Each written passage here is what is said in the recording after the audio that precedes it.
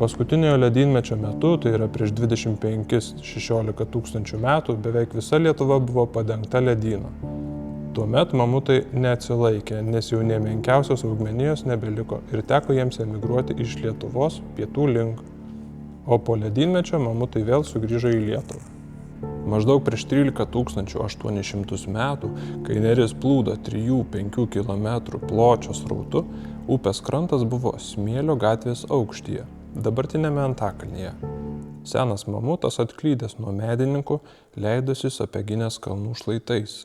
Įbrido į upės pakrantės, klampų smėlį, paslydo, virto ant kairiojo šono ir čia pasiliko. Netrukus jo kūną užnešė upės smėlis.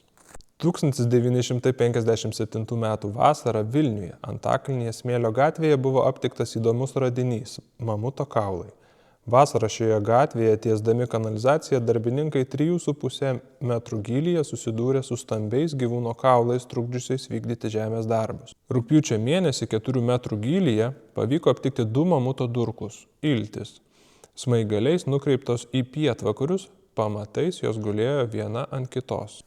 Nors daugelis yra girdėję apie Vilniaus mamutą, bet verta prisiminti jo radimo aplinkybės ir pabrėžti šio radinio reikšmę.